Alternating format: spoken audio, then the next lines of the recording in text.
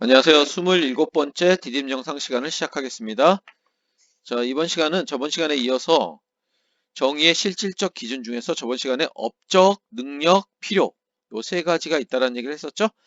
그 중에서 업적에 대한 얘기를 했습니다. 업적, 학교 성적이 우수한 학생에게 장학금을 지급하는 그런 사례가 바로 업적에 따른 분배라고 그랬죠.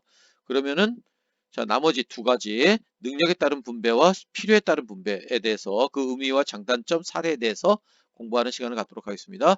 먼저 능력에 따른 분배에서는 의미는 개인이 지닌 잠재력과 재능에 따라서 분배하는 거죠.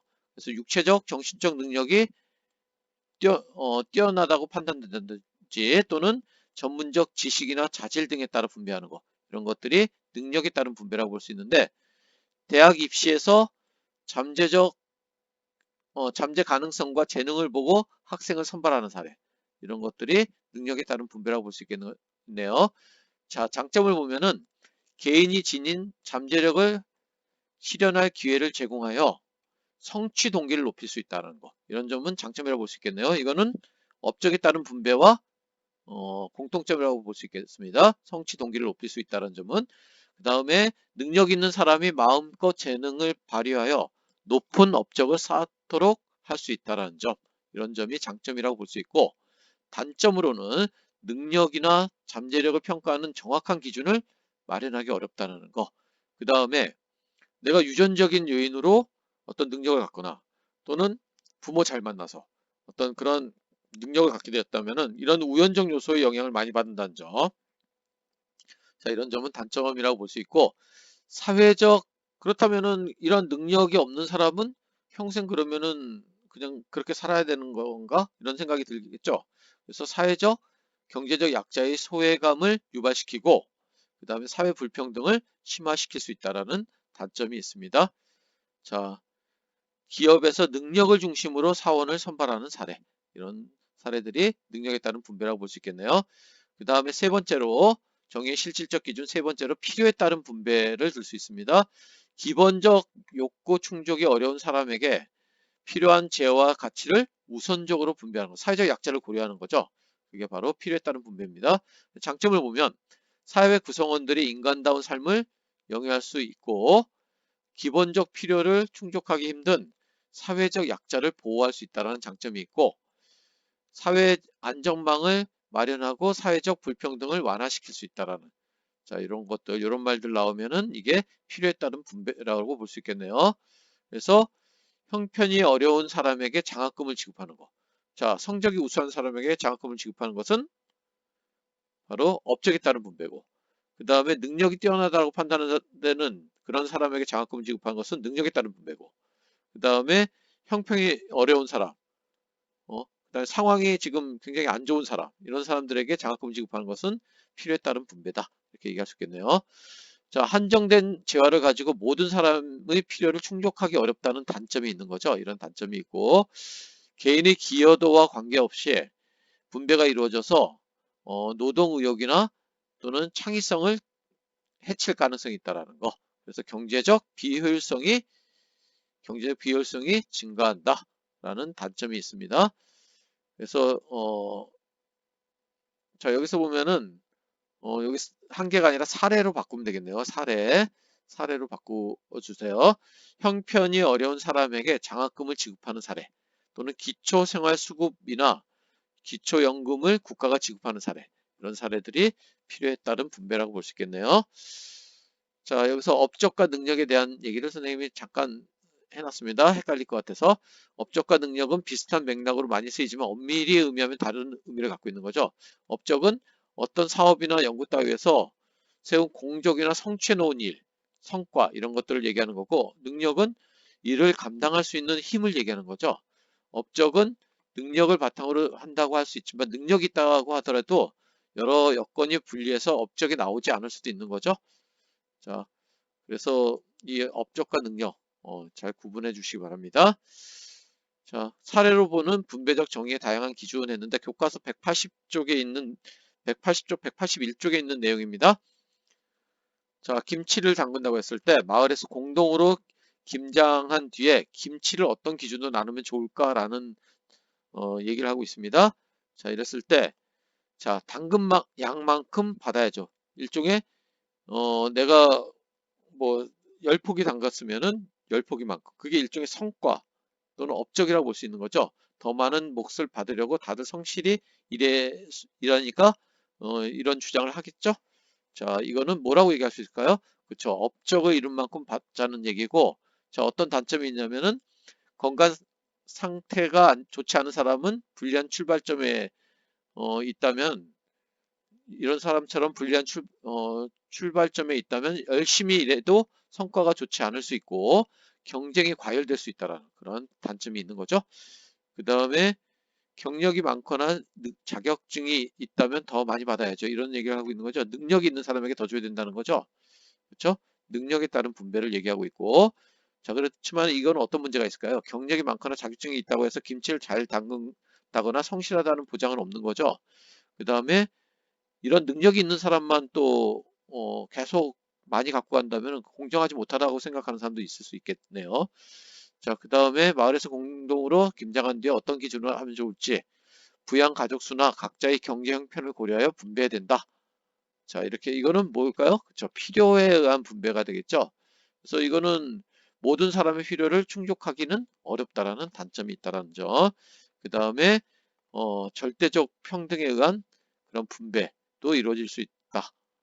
그래서 경제평등을 실현하여 차별 없는 세상을 만들 수 있다는 장점은 있지만은 일하지 않으려는 사람이 많아져서 목표한 만큼 김치를 담그지 못하고 결과에 대해 책임지는 사람도 없을 수 있다라는 단점도 있습니다. 그래서 교과서 181쪽에 있는 요 내용을 어, 잘 정리해 주면 되겠네요. 업적에 따른 분배, 능력에 따른 분배, 필요에 따른 분배. 자, 이런 장점이 있고 이러한 단점이 있는 거죠. 한번 읽어주시고 뭐 우리가 업적에 따른 분배, 대표적인 경우가 성과급, 연봉제, 성과급에 따른 분배, 성과연봉제, 성과급제도 이런 것들을 들 수 있습니다. 능력에 따른 분배는 뭐 자격증을 갖고 있는 사람을 우대한다든지 뭐 이런 것들을 들 수 있겠네요. 필요에 따른 분배는 국가가 어떤 기초 생활 수급자를 정해서 어려운 사람들을 도와준다든지 이런 것들을 들 수 있겠네요.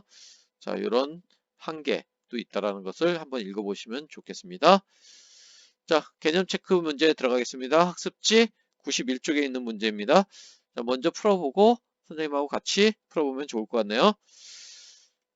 자, 개인이나 사회가 추구해야 할 기본적이고 핵심적인 덕목으로 사회를 구성하고 유지하는 올바른 도리, 정의라고 볼 수 있는 거죠. 그 다음에 공동체가 추구하는 가치로 공동체 모두의 행복이나 발전을 가져다 주는 거. 그죠? 공동선이죠. 개인의 행복 추구나 자아실현 등 개인에게, 자, 오타 났습니다. 개인에게 이익이 되거나 행복을 가져다 주는 거. 이거는 개인선이 되겠습니다. 정의가 실현되면 이런 것들이 다 실현될 수 있다라고 했습니다. 자, 뭐에 따른 분배? 자, 전문적 지시나 자질에 따라서 잠재력 이런 말 나오니까 자, 4번은 업적이죠. 업적 성과급 얘기 나왔으니까 업적이고 5번은 바로 능력에 따른 분배가 되겠네요. 사회적 약자 나왔네요. 이거는 필요에 따른 분배. 공정한 분배가 중요한 이유는 인간의 물질적 욕망에 비해 그 충족 수단이 상대적으로 부족한 사회적 자원의 그죠, 희소성 때문이다. 이렇게 얘기할 수 있습니다. 자, 객관식 문제 함께 풀어보도록 할게요. 1번 문제. 한 손에 저울을 들고 다른 손에는 칼을 들고 있다. 자, 저울을 들고 있다. 저울하면 뭘까요? 공정함의 어떤 그런 상징이죠. 정의의 여신을 통해 정의의 의미를 설명하고 있는 내용이네요. 이게 그래서 저울은 어떤 그 공정하게 평가해야 된다는 그런 내용이 담겨 있는 거니까 여기서 정답은 그렇죠, 2번이 되겠습니다. 3번이 되겠습니다. 3번 이익이나 부담을 공정하게 평가해야 된다. 이런 내용으로 우리가 얘기할 수 있겠네요. 그 다음에 2번 문제 가도록 할게요. 다음과 같이 주장한 사상가. 자, 이거 누구의 얘기일까요? 자, 사상체계의 제1덕목을 진리라고 한다면 사회제도의 제1덕목은 정의다. 법이나 정의가 아무리 효율적이고 정연할지라도 정의롭지 못하면 개혁되거나 폐기돼야 된다. 모든 사람은 사회 전체의 복지를 위한다는 이유로 결코 침해될 수 없는 기본적 권리를 가진다. 그러므로 정의는 타인이 갖게 될 더 큰 선을 위하여 소수의 자유를 뺏기는 것이 정당화될 수 없다라고 본다. 이거는 롤스의 정의론에 나오는 얘기죠. 그래서 여기서는 어, 그 롤스는 법이나 제도의 효율성보다는 공정성을 강조하고 있기 때문에 기억은 틀렸죠? 그 다음에 모든 사회 구성원들이 공정하게 대우받는 정의로운 사회 실현이 복지보다 우선적인 목표가 돼야 된다라고 보는 거죠. 그래서 이것도 틀렸습니다. 그래서 정답은 그래서 5번이 되겠습니다. 3번 문제.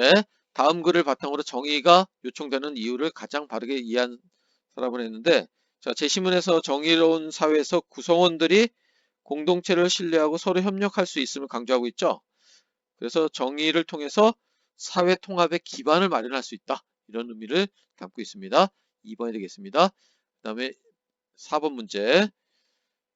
자, 여기서는 갑은 정의를 마땅히 받을 만한 몫을 공정하게 받는 것으로 보고 있죠. 그래서 여기서 정답은, 자, 여성이 이런 어떤 유리 천정이 있으면은 자신의 몫을 제대로 받지 못하는 거죠. 그래서 여기서 정답은 2번이 되겠네요. 자, 그 다음에 5번 문제. 형편이 어려운 학생을 주는 거죠. 그러니까 이거 뭐죠? 필요죠. 그 다음에 재능이 있는 학생, 능력에 따른 분배죠.